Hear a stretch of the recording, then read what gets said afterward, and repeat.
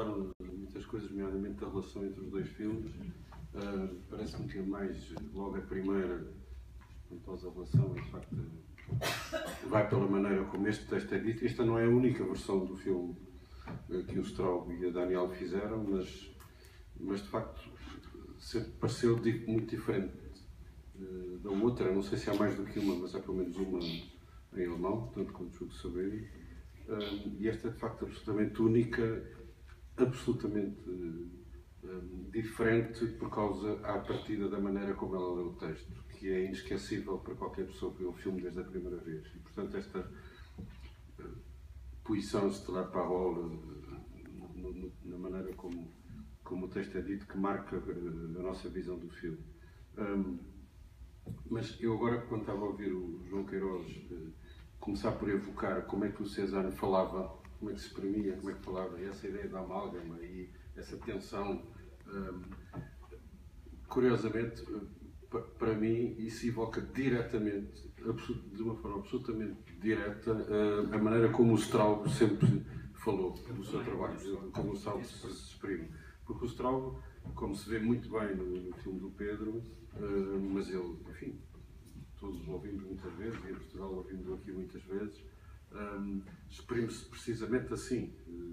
É uma força extraordinária, é capaz de ficar em tensão e de repente as palavras explodem, e as palavras explodem com uma espécie de certeza, raiva, violência, mas às vezes também quase no limite dessa tremura, portanto, que eu não sei se depois está associada ou não à sensação de que ele está a tocar os limites, portanto, como quem diz, ele tem que ser tão assertivo, tão violento naquilo que diz, tão radical e às vezes tão exagerado, que ele próprio deve sentir que, portanto, isso é uma forma de comunicar, conseguir passar uma ideia e ao mesmo tempo como se estivesse a tocar as fronteiras da lógica do que está a dizer.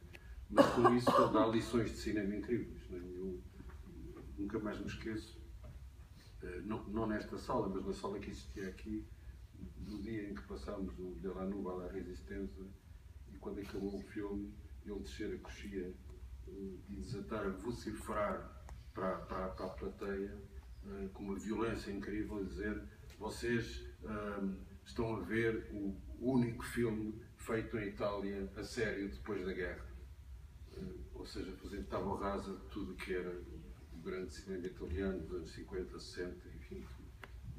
E, portanto, tocando nas vacas sagradas todas e levando os espectadores mesmo assim a reagirem, a dizerem com alguma, enfim, um bocado nervosa, a medo, dizer: mas vá lá, então, e Rossellini? E eu: não sei o quê, e Pasolini, e depois dessa violência toda... No Museu do Louvre, ele faz isso com os outros pintores que estão lá não é?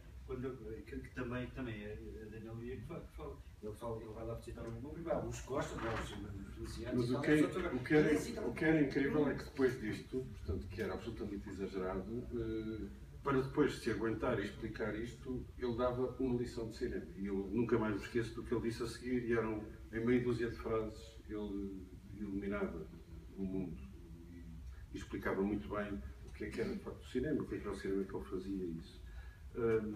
E porquê é que eu estou também a evocar isto, para além dessa evocação do que é que podia ser o Cézanne? Porque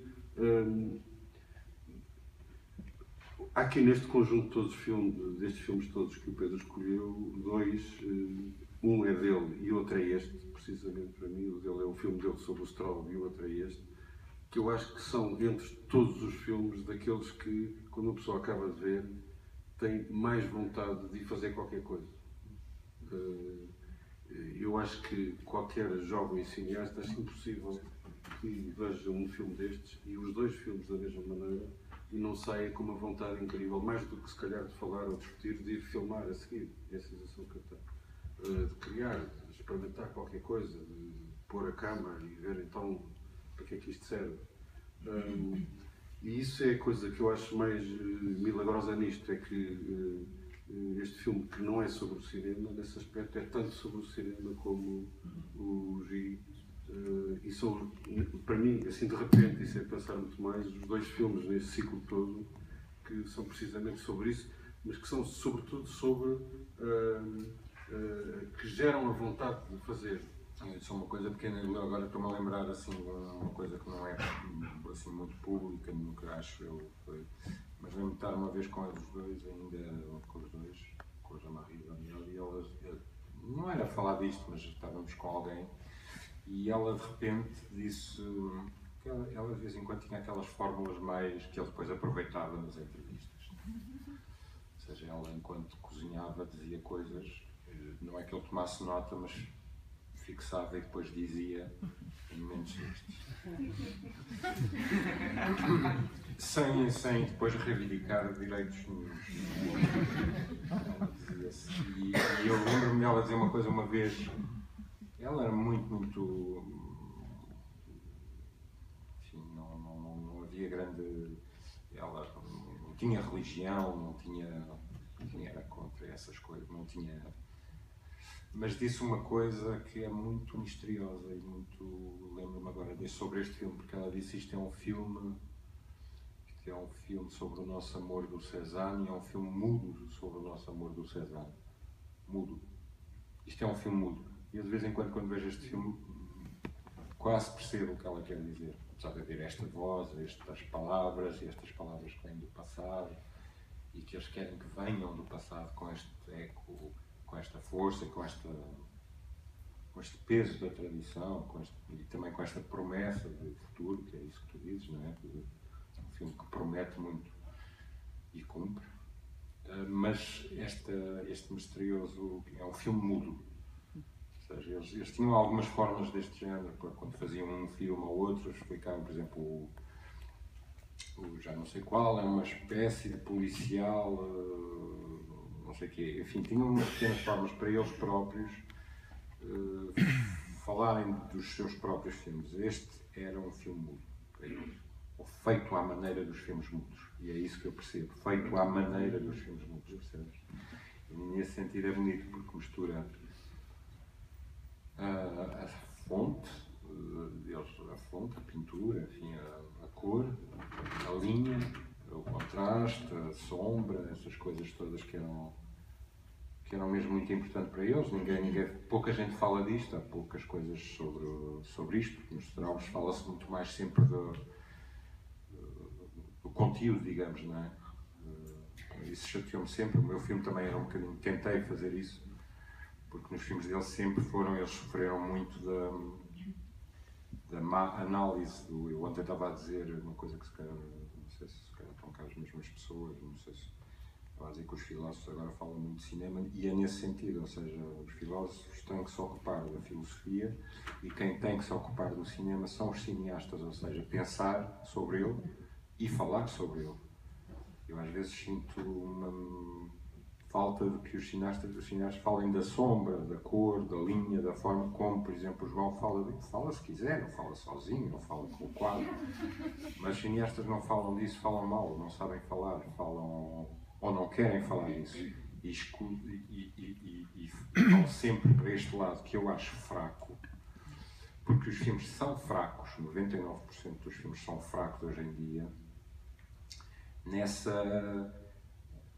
pois, no que tu dizes, não é? No motivo que é tudo, que é a política, mas é também a cor, que é a linha e é a memória, é tudo. Mas no caso deles fala sempre muito mais do que aparentemente é o tema, o conteúdo, o que se diz, e nunca a maneira como está feito. É difícil falar disso, resiste muito, é muito duro, não é? Não sei porque é que estava a dizer isto, mas pronto, era por causa da... Não, pois começou com a Fórmula da Daniel, que é um filme feito à maneira dos mudos. Portanto, eles voltam para trás e aproximam de qualquer maneira o cinema um bocadinho mais até do Cézanne, ou seja, Cézanne, como tu dizes, podia e é, faz assim uma trindade com outros grandes pioneiros da imagem em movimento, porque não? Da imagem em movimento do cinema.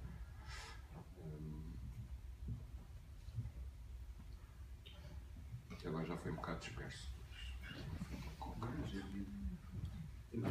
noto muito nas artes plásticas, etc. Há uma espécie de recusa deste tipo de discurso que nós falamos a buscar. Um discurso mais a dizer o que se quer, o que não se quer, o que se gosta, o que não se gosta, porquê, porque não sei o quê, porque é como se houvesse uma espécie de amálgama geral onde mais vale não fazer uma. Mas, por exemplo, eu, que agora. Natural é o tipo de coisa. Aliás, já tivemos numa juntos, acho eu, em Bruxelas, que é aquelas coisas de juntar. Eu chamo-me para coisas do museu ou da galeria, eu trabalho muito com o Rui, já trabalhei várias vezes com o Rui Chaves, e eu acho que sou chamado para isso, eu e outros, por exemplo, Chantal Akerman, ou quem mais? Sim, cineastas, vários. Porque é que nós vamos falar? Pelos valores mais plásticos, não é? Eles não me chamam por causa do bairro das Fontainhas para o museu, não é por isso, não é?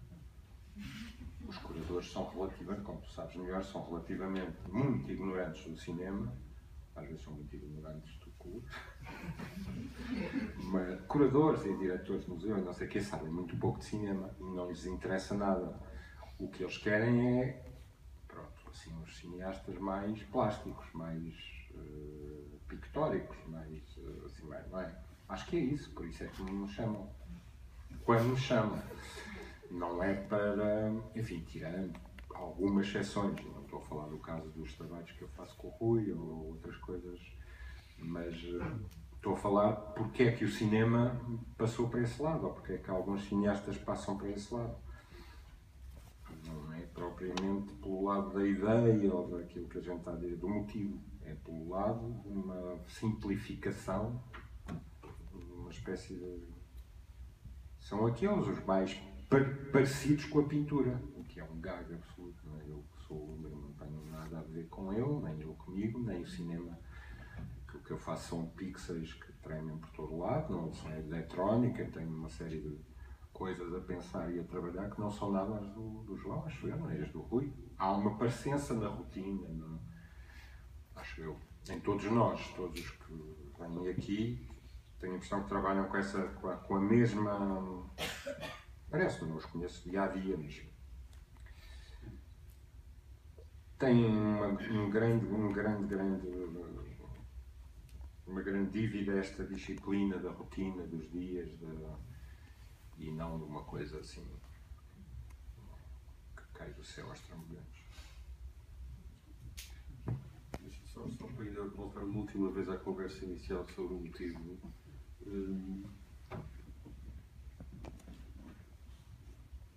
Se não estivesses aqui a dizer, a fazer qualquer reticência sobre isso, eu diria que, mais uma vez, o que o João Carlos estava também a falar era a tua própria maneira de filmar, exatamente, era o que eu diria, se tivesse ouvido.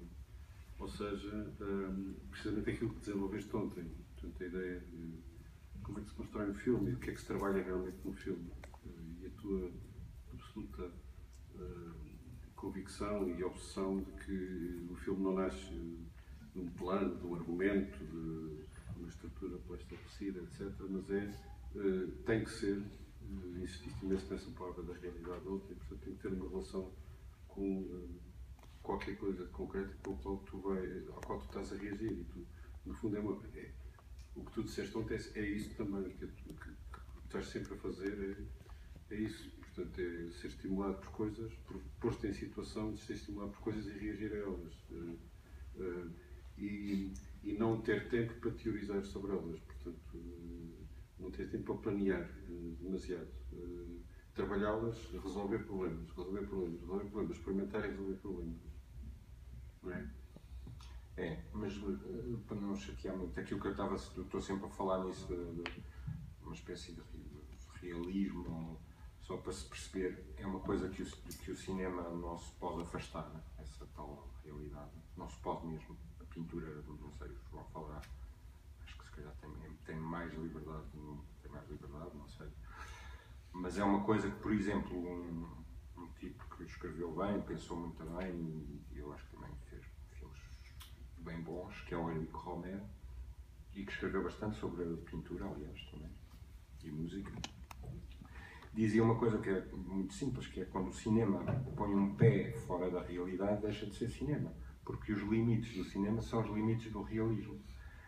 É uma câmara que filma os tais cães, o homem com o sobretudo, a chuva, os carros, etc.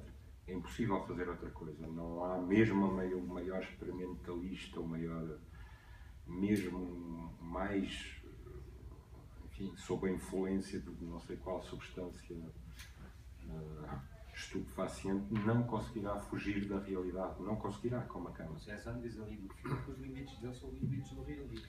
Está ali, usou quase a mesma frase. Só que se calhar o outro roubo. Estava a entender precisamente, estava ali escrito. Eu é limites do realismo, os meus limites. Portanto, o cinema, quando o cinema põe um pé, ou um braço, ou um dedo, ou uma unha fora desses limites, não são muito, não são assim umas fronteiras barradas que se vêem muito bem, mas é preciso aprendê-los, não é? É preciso aprendê-los e essa vem do trabalho, é só no trabalho prático, de campo, no cinema, enfim, com as pessoas, com a câmara à frente, com a câmara ligada, com as coisas a acontecerem, só aí é que se percebe quando é que nós estamos a fugir. Eu percebo bem e acho que é impossível de qualquer maneira. Mata a experiência que pode ser, que podia ainda ser o cinema. O cinema deveria, como diz a Daniel, o cinema não chega aos calcanhares, não tem chegado pouco, em geral, não tem chegado aos calcanhares da pintura, da música, da escultura.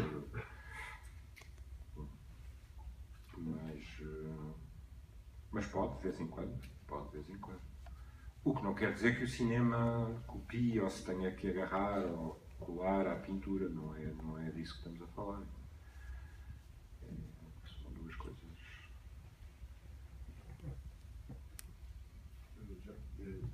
Última coisa, mas talvez mais uma vez, como falámos ontem a propósito de retomar coisas do princípio do cinema, a ideia do cinema, do filme mudo pode vir um pouco daí, não é? Ou seja, apesar da importância tão grande do som, ser um bocado como as outras coisas do Straub, não é? Quer dizer, ele quando faz a crónica da Barra, refaz completamente a ideia do que é um filme sobre música, e de certo modo, quando faz um filme deste, refaz completamente a ideia do que é juntar as palavras e os sons e experimentar um tipo sonoro completamente diferente. Portanto, mais do que ser um filme mudo, é um filme que retoma o fio da meada, fazendo um curto-circuito ao que aconteceu ao cinema, em particular também com a invasão do sonoro e com a invasão da maneira como isso transformou os argumentos dos filmes, o plano do filme, etc. Porque as coisas não coincidem exatamente, mas uma grande parte do cinema mudo foi ainda feita de uma forma em que o plano do filme não estava sujeito ao guião e ao argumento de uma forma como o cinema sonoro estabeleceu, né? Que é uma coisa da indústria. E depois tem a ver com a concentração, mas com a concentração de... Outra vez a mesma coisa, para qualquer coisa se ter um bocadinho de pé, seja quadro ou filme, tem que ter uma tensão. O César está sempre a falar disso, não é? A rede, uma tensão tal do tecido, que aguenta aquela coisa de pé. No caso de um filme, é muito complicada para o cinema, porque é isto que eu digo, trabalha-se no real, na realidade, a realidade é o que é hoje em dia, e eu sinto que para fazer um filme hoje em dia é preciso muita força, não é? Toda a gente sabe isso, não, antes era só, é preciso uma força, até física, ou uma espécie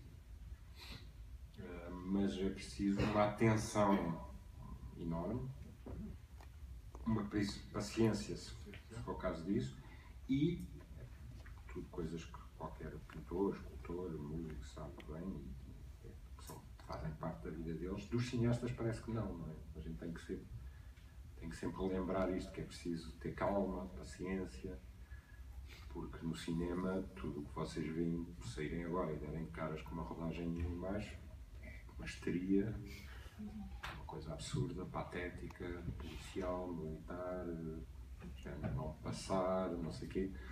Criaram uns guetos, uns pequenos núcleos de ultraviolentos, enfim, que depois deixam marcas no sítio onde tiveram, aliás, não é? Aquilo fica tudo marcado, para além de ter sido mal registado, ficou poluído quase, como diz o Buñuel, falava disso, o Buñuel, não estou a falar dessa coisa do filme mudo. É muito engraçado uma coisa. Vocês digam-me se eu estiver a mentir. No tempo do filme mudo, notava-se muito a moldura onde estavam as coisas a ser projetadas. O filme não era assim um ecrã todo, tinha assim uma moldura à volta de trabalhar. As imagens também. Aquelas imagens também, aquela sensação um bocado plástica imediata que temos quando vemos aqueles frames com os quadros e com o Cézanne, é assim uma imagem que está dentro de uma moldura, que é a imagem do filme, mudo. É mais do que isso, Era tal o boneco ali no meio.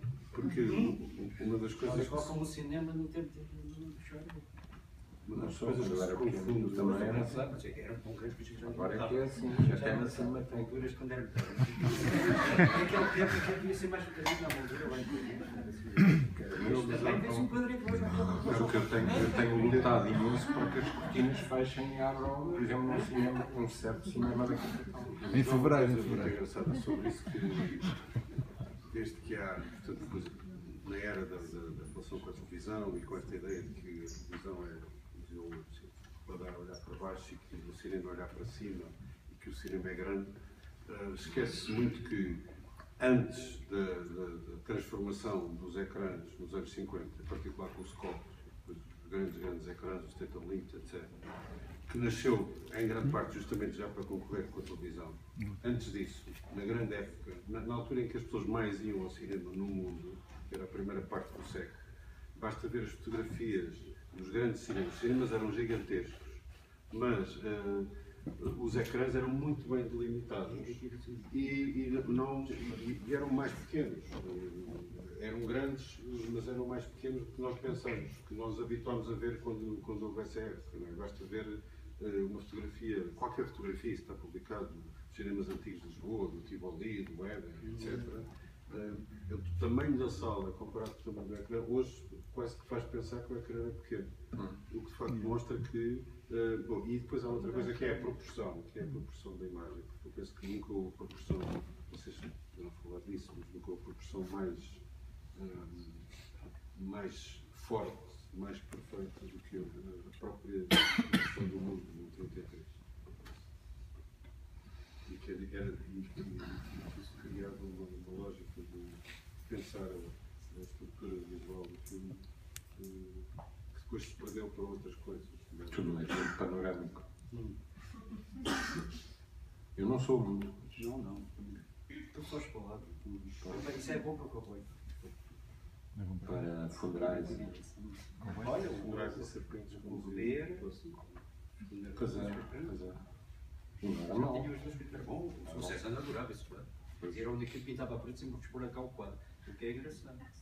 E se fica preto, parece que entra para lá, faz um buraco. Mas ele dizia que o quem dizia que o governo não fazia isso, mas fazia.